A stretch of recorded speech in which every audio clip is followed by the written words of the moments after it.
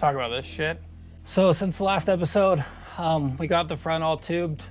Everything is fully welded. I think I mentioned in a previous video about these plates we had made from Send Cut Send.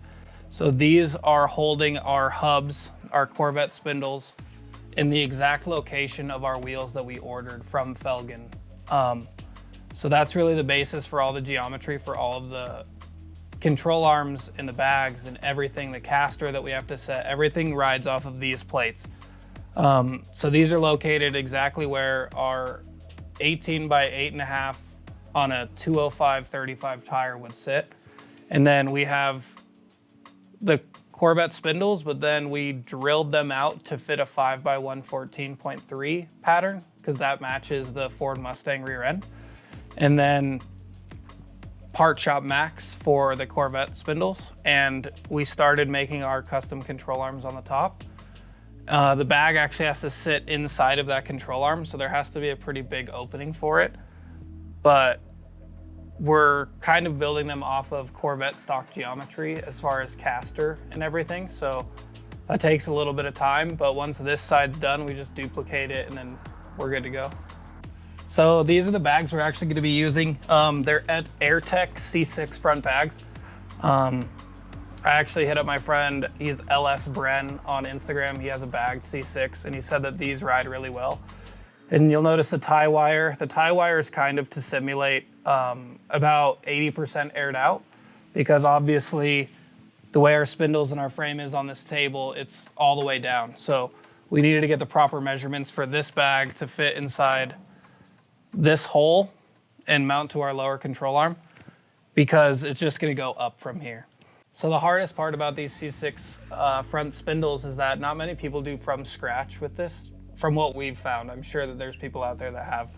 So Part Shop Max actually sent us out these top parts for our upper ball joints, but to find a ball joint for the lower part that has a weldable cup on it has been proven to be pretty difficult. So we went with All-Star Performance. They kind of do dirt track stuff. And we're gonna, actually tomorrow I'm picking up a reamer to ream out this hole to fit their ball joint, so then we can just weld our arms directly to it and still have fully serviceable ball joints. Using Send Cut Send's amazing. They have very high quality and great tolerances, but at this point it's kind of coming down to turnaround time. So Kyle actually went to Utah last week to visit his mom. She flew in from Michigan.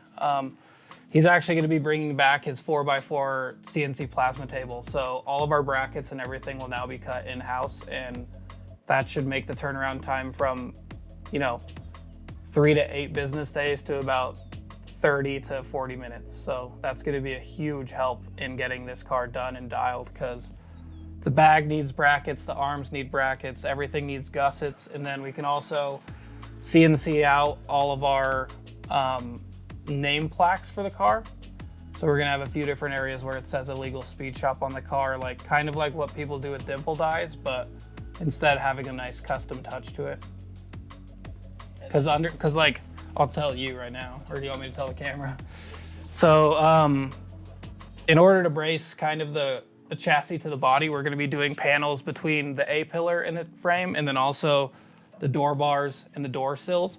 So from about right here all the way back, we're gonna plasma out Illegal Speed Shop. So when you get in the car and you open the door, you'll be able to just see the name of our shop right there as you open it, which will be really dope. As far as that, the only other thing we've been working on is cutting that big old hole in the roof. Ow. Go a little forward. Okay, so it's kind of a small garage, but we cut a 60 by 2 foot, 60 by 24 inch hole in the roof for the Ragtop. So it pretty much goes from 7 inches from the front and it leaves about a foot in the back.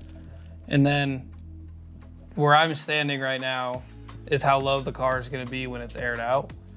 So having the Ragtop is pretty beneficial, because then you can actually see all the tube work that we did, and I think it just gives a really cool look to the car, like a lot of presence. Wow. To the car.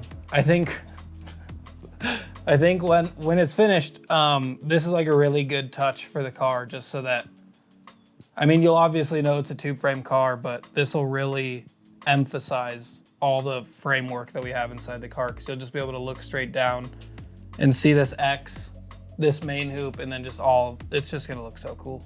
Well, first thing we did was we masking taped off general areas of where we needed this, because we assembled the frame on the ground. And then we just took measurements from side to side, front to back, and we centered center line on the frame, and then we got a center line on the car. As you saw in the previous videos, we had a string line, so that kind of helped. We just did another string line over the top of the roof. And with something like this, you really want to measure twice and cut once, because we do have a parts car, but grafting an entire roof onto a car is a whole nother project that we didn't really want to take on this time. So we sourced this Ragtop from sunroofsource.com. They make it specific for the Type 3 Squareback. They also make it for Beetles. They make universal ones for rat rods and stuff. We got it in the mail, and we had already built our main hoop in all of our other bars, so it required a little bit of modification. When he comes up and takes some pictures of it, you'll see we actually had to notch this frame to fit our main hoop, because we wanted our cage to hug the roof so tight. It should not affect the functionality of it. We stayed away from the actual channels that the Ragtop runs in, but we had to significantly notch this poor frame right out of the box, which is the theme of building anything custom. We really appreciate you guys following along with this. We obviously aren't big camera guys. This is all kind of awkward to start out with, but yeah, any support if you guys share any of this, and if you follow us on Instagram at illegalspeedshop, like, it means the world to us for all of your support. So thank you guys for following along with this crazy ass build. Follow me for more videos. Ow.